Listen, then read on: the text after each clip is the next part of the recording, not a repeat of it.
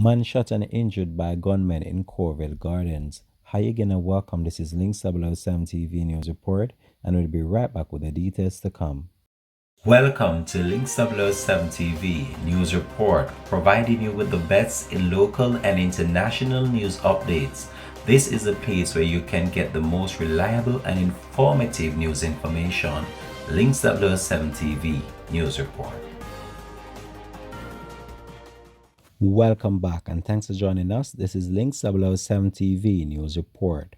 One man has been admitted to hospital following an attack by a gunman in Cooreville Gardens, St. Andrew on Thursday.